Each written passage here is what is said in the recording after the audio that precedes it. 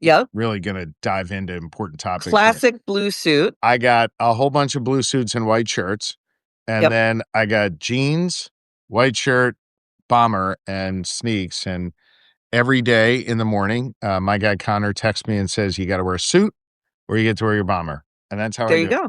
So I got two That's good. options, really. That's it. Good. It's good to have a guy to tell you, which day it is. Exactly. And I don't have to overthink it. One or the No. other. That's it. Very, very simple. Keeps you focused on what's actually important, which is why I'm glad you're here today. Because Exactly. I barely got dressed today because I have not been sleeping very well. I'm not sure if you're aware, but there's been a lot going on. I know, V. It's tough. And it's been just terrible. And the thing that's really been keeping me up, at least last night, was watching the vice president get on television and say that he thinks that ICE officers who shoot civilians in the face probably have immunity Yeah. from prosecution. Can you talk a little bit about that? Yeah, I can, but can I just touch on the first point you made, and then I promise I'll answer your Yeah. question. You talked about how you're not sleeping. I know some people aren't sleeping. Some Yeah. people just turn off and tune out. Some people show up and peacefully protest, and we honor that and we appreciate that. I know that this is like a moment where people are fearful, they're Yeah. worried, they're anxious. I mean, you name the adjective here, and I think the first thing I want to say is like, I get it. I'm right there with you. I feel it too. I spoke about that last night when I kicked Mm. off my campaign. And so I appreciate you sharing that with me. And I know a lot of folks who are tuning in right now feel that way as well. And the first thing I want to say to everybody is do not retreat. This is Yeah. hard and we've got to continue to work at this together. So that's the first thing I want to say. Second, because I want to answer your question. Look, I'm obviously the governor and running for reelection as governor, but before that, I was the chief law enforcement officer of the Commonwealth of Pennsylvania. I was our twice elected attorney general. And I can Mm. tell you with absolute legal certainty, what J.D. Vance said was bullshit. There is absolutely no legal basis for what he said. He's a sycophant. He's a weakling. And he loves to stand up there in front of the seal and beat his chest, but he is absolutely wrong. Let me tell you, V, I handled a number of cases as attorney general where a law enforcement officer discharged their weapon and either Mhm. claimed a life or injured someone. These are Mm. brutally difficult cases, brutal. And in some cases, the law enforcement officer deserved to be charged. And in other cases, no matter how hard it was, they deserve to be cleared. Hard meaning hard Mhm. on the community. But Mm. what we did in every case was we examined the facts and the evidence and we applied the law. No Right. one is above the law. I don't care what kind of bullshit JD Vance is spewing. No one's above the law. What we really need right now in Minneapolis is a thorough, among other things, a thorough and complete investigation. And when I went through these investigations, the way we did that was local, state, federal law enforcement all working together. Everybody shares information, and then whoever the prosecutor is makes that judgment. What we've seen from Nome and what we've seen from others is they're withholding evidence, withholding Mhm. information, not cooperating with Minnesota authorities at the local or state level. And that is very dangerous because what the community deserves are answers. Mhm. What those children who are going to grow up without a mom deserve is answers. Mhm. What her spouse deserves is answers. And so we have got to make sure those answers come. And what the White House is doing, what JD Vance is doing right now, is really just gaslighting the community and making things less safe.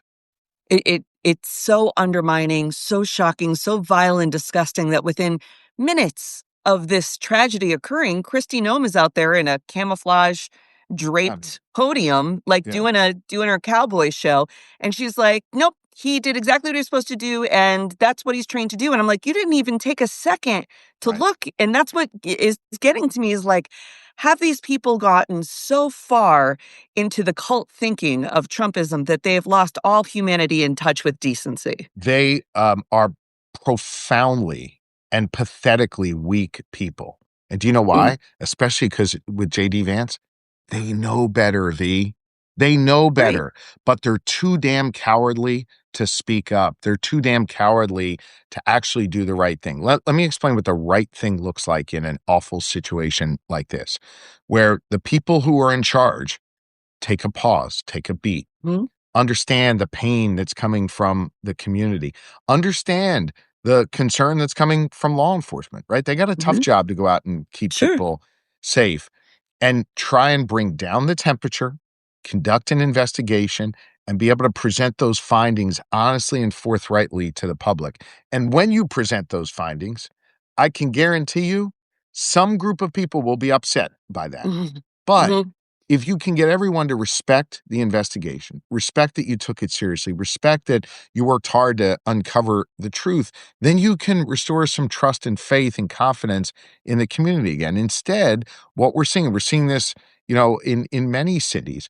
We're seeing areas where trust has been built, as we've done in Pennsylvania between the police and the community. Mhm. And that trust is eroded when JD Vance and Kristi Noem and others send in these federal authorities unwanted by the local mayor, unwanted by the governor, and eviscerate the trust that exists between the community and law enforcement. And that Mhm. makes things more chaotic and more dangerous. That's what I was noticing. I mean, just even watching the video before I knew where it was from, I was like, this could be any neighborhood. This looks like Rochester. This looks like parts of Pennsylvania. This looks like Yeah. it looked like my neighborhood. I was like, whoa, that it just was an Yeah. average, quiet street. People going about their day, dropping their kids off, doing whatever. And I think that's what's so shocking to me. And here in Rochester, we've seen our police department, when they've tried to bring in ICE for different things, be like you just said, you're messing up the trust that we have built, because we've dealt with a lot of terrible things here, and there's Yeah. been a lot of work put into police accountability boards Yeah. and building local community, making sure Rochester police officers live in the city that they're a police officer in and they're not coming from the outside. And then you got the federal government rolling up with untrained, undisciplined, masked weirdos who are firing, their gun with one hand and holding a taser in the other. And why do they have plate carrier vests? You shouldn't have plate carrying vests around civilians. Like, so what can you as the governor do? Because I keep shouting states' rights. Like, I can't believe we're on this side now where I'm like, what's the states' rights Right. against a tyrannical federal government? I Yeah. mean, Constitution was signed in your state. Like, what can Yeah. the governor do against these people? So, by the way, you're in Rochester, New York? Yeah. Yeah, yeah. I went to U of R actually. So Yeah. there you go. Great school, good people. There you go, and it's a wonderful community, and I wanna come back to the mask piece in a moment, Yeah. but let me first touch on the point you made, about the 10th Amendment, about our Constitution. The 10th Amendment, I actually spoke about this yesterday, and I'm gonna nerd out on you a little bit here. The Good. 10th We love it.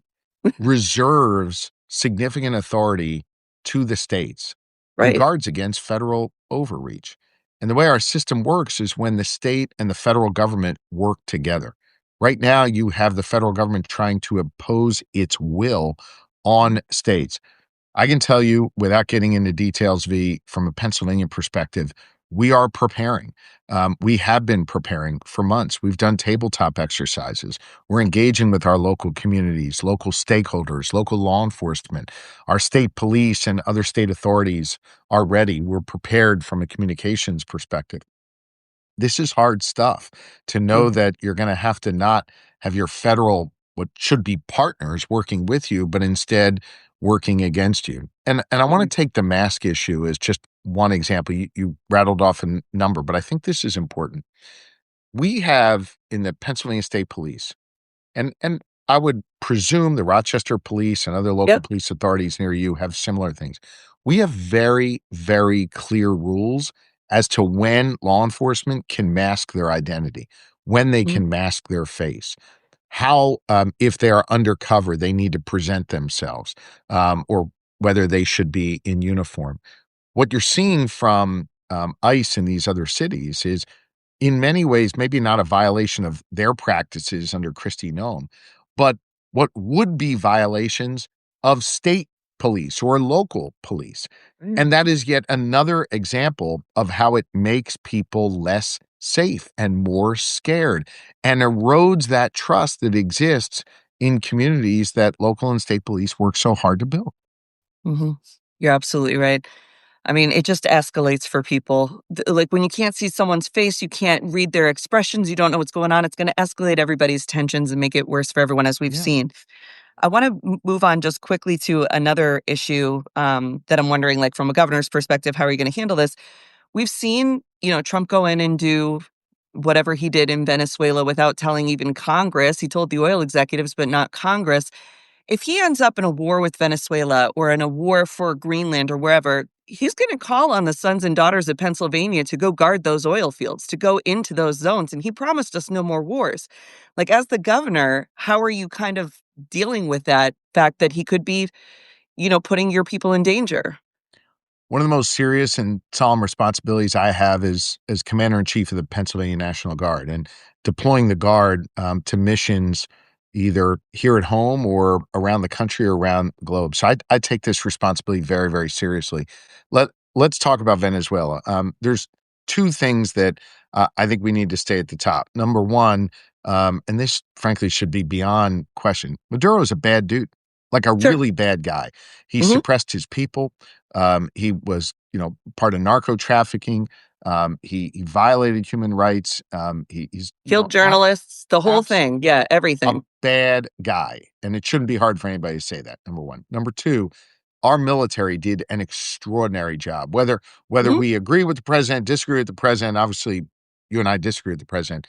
Hats off to our military, our women and men who went and conducted a mission and put their lives at risk. And so I think we have to acknowledge that and thank our military personnel. Now, there are significant questions. You mentioned one. Why do you talk to oil executives and not to Congress? Why did we do this in the first place? What is the end game? What is becoming clear, and I think the meeting at the White House today proves it, is this is really all about oil and Hmm. enriching a bunch of Donald Trump's donors and rich Hmm. buddies. And to me, the idea that you're going to put those brave souls in harm's way in order to enrich these oil companies, to me is unethical, Hmm. and borderline corrupt. And Hmm. so the idea that he wants to now expand this in Venezuela, he talked about boots on the ground in Mexico just Hmm. last night in an interview. Um, I don't want our sons and daughters from Pennsylvania being called up on a mission like that, a mission that is designed to help Donald Trump enrich his friends instead of protecting America's national security. Now, there will be some who differ from what I just said on the national security point. They'll say, well, Maduro's a bad guy. We got to take him out. Maduro is a bad guy. But at what cost? What Donald Trump is doing right now is isolating America in the world, Hmm. is cleaving America away from our allies and Hmm. making it far more difficult for America to have security around the globe. He's emboldening China and Russia. Hmm. And in many ways, what I think Donald Trump is doing right now is simply retreating to a 19th century mentality where we're going to just run a hemisphere and ignore everything else. And that is unbelievably dangerous. You see it in his rhetoric about Canada being the 51st state. You see I it know. in him threatening to take over Greenland. You see it in him last night talking about boots on the ground in Mexico. I think Donald Trump and his enablers every single day seem more divorced from reality, more Hmm. unhinged from the important alliances that we need to keep Americans safe. And so I think there's a lot of questions here. I do not want to see Americans, Pennsylvanians, anyone have boots on the ground in these countries. And I think we've got to really guard against this dangerous overreach of the Trump Vance administration. You're absolutely right. And, people comparing this to when we went in and got Osama bin Laden. My dad worked on the helicopters that were part of that mission. And I remember him being like, people were furious that they used the stealthy helicopter because now the world knew that we had a stealthy helicopter. So even when it is an impressive, there's no doubt that we have the greatest military in the entire world. Like, that's just who we are. It's a fact. There's no And we should negotiating be that. proud of that. Yeah, and to use Delta Force in this way, though, is kind of like, okay, yeah, they got through. They finished the mission. One helicopter got hit. They were able to get it out. No American soldiers died. That's amazing. But like, at what cost? Like, what was the follow up though? Did you waste that resource? Did we show our hand in a way that didn't eventually benefit us? Because now Maduro's vice president is there, and she's like, yeah, I'm the guy now. Like, Right, what was the point? right, Like. right. You didn't have a full plan here before you went in and used it. And just like they criticized Obama back then, and they were like, well, should you have used that particular asset at this particular time? People can go back and forth on that. At least you had a follow through plan for what happened next. I Yeah. mean, I think that's part of the issue here. I think you Um, make, if I may, I think you make an amazing point, right? Let's acknowledge the fact that the American military, for as extraordinary as it is, can work its will pretty much anywhere around the globe. And while that power is something that we should respect and appreciate as Americans, it doesn't just grant you license to go use it everywhere. Right. And when Right. you use it, you have to have a plan on what comes next. Are Yep. we really better off having our European allies not working with us? Are we better off without NATO, which the president Mhm. continues to say we don't need? Are we better off with the tumult that he's created in the Middle East? I mean, are we better off with all that? I would argue not. I think we are more Right. isolated in the world, and I think the world is a more dangerous place because of Donald Trump. I keep clinging to the Democratic governors and being like, okay, I've talked to several of y'all now, and it just, whether it's Kathy Hochul or you or Tim Walz or whoever, I'm glad to know that there are people who get it and who are, working against this federal overreach. And so I'm grateful to you and the rest of the Democratic governors for that. And I know y'all, kiki with each other too and share ideas. And I think that gives people some hope that we're not completely lost and that there is a thoughtful, serious resistance and planning to if it gets worse, what happens next. And so I just Yeah. want folks to know that that's going on because sometimes we only see the bad news. Switching to just to end with a little bit of good news, send people into the weekend with just the tiniest amount of hope. Yes. It is the America's 250th anniversary this year. We're kicking off an incredible celebration of you know, just the people that have made this country incredible in so many ways. And, being that the Constitution was signed in Pennsylvania, what kind of stuff do you have planned for this year? Is there anything that Yeah. people can maybe take their kids to Pennsylvania to see what this was supposed to be about in Yeah. the face of what it's not supposed to be about? Come to Pennsylvania. You can come to Independence Hall and see where it all happened. And by the way, when you come to Pennsylvania, we are also going to have a string of unbelievable events this year. We're going to have the NFL draft in Pennsylvania, the Yeah. MLB All-Star game, the FIFA World Cup, the PGA Championship. We're going to have March Madness, a whole bunch of wonderful sporting events. And we're also going to have an opportunity to remember what happened here, to go to Mhm. Valley Forge, to go to Gettysburg, to go to Independence Hall. I do think that there is, so come here and spend a lot of money here in Pennsylvania. I Please. do think, I think there's a broader point here, V, that I want to touch on. Um, 250 years ago, the brilliance of our founders when they declared our independence, and a little over a decade later when the Constitution was signed here, for as much as they left out, and as many people who weren't sort of contemplated as being part of this American story, the brilliance of what they did was that they left the work on many things to the next generation, to the next Mhm. group that would come. And I think the story of America that I hope we really focus on as we celebrate USA 250 is how the work has endured, and Mhm. how we have to continue to do our part. And in many ways now, our generation, I'm older than you, but the people who are in it now, we've got that responsibility. Folks like you who are providing information to others, folks like me who have this unique honor to govern, we've got a responsibility now to pick up the work from those who came before us and do it. So I come back to kind of where we started in this conversation. Not only should you not retreat if you're feeling overwhelmed by the chaos and the cruelty and the corruption that we see Mhm. every day, I would argue you have a responsibility not to retreat, and Mhm. that we have to do what our ancestors did and those who came before them did, which is to perfect our union. And so I would just say that as we celebrate USA 250, enjoy yourselves, come here and spend a lot of money, go to all these events, but also remember the lesson that came from those founders, and that is the work is never complete. We all have a responsibility to perfect our union. You're absolutely right. And as a super history nerd, I'm very excited for this year just to see how far we've come, how much more we have to do, where we made mistakes, and how we can repair that now. And like you said, we're all a part of that now. It's that if there's something you're not proud of that happened, this is your chance to be that person who fixes that. And I think Yes. that's such a huge opportunity and really a wonderful thing. Governor, thank you so very much. Is there anything that we didn't get to talk about that you want folks to know about in our last minute? We can get chance to talk about my reelection campaign, and Oh, I wanna yeah, you're told running everybody that again. I am. I gotta run again. They make you do that every 4 years. You Um, gotta earn it. yeah, and I'm excited about we have a great record to run on. 30% more funding for public education. Crime is Mhm. down in Pennsylvania. Economic development is way up. We actually have the only growing economy in the Northeast.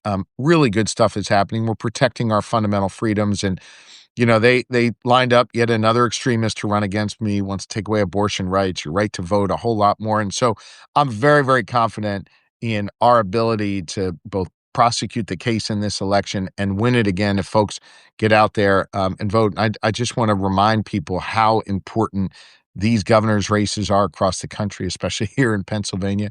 We have an opportunity in Pennsylvania to shape the U.S. House of Representatives.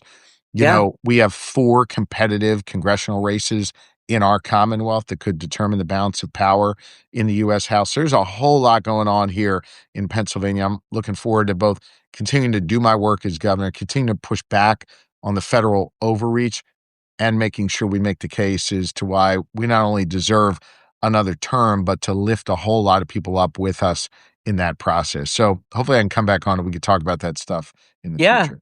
absolutely, and I'm sure I'll see you this summer in Pennsylvania. We tend to spend a lot of time down there in the summer. There's Good. lots of great stuff to do, visit outside stuff. Very last question, Yeah. if it was your last meal on earth, is it a Philly cheesesteak or a Primanti Brothers sandwich? Yeah, I know this is what people do to me all the time. It's It's the Wire East versus Sheets. West. This is your two-pack biggie I moment. know, I know, I know. Look, I would if I'm allowed to add a 3rd thing in there, Yeah. I'd probably go a slice of pizza from Angelo's in South Philly. That's what I would Uh, do. you know what? So, That's a good call. That's a good yeah. call. Good call, Governor. You know your Alright. food, and we'll see you soon. Thanks so much. Thanks. See ya. Bye.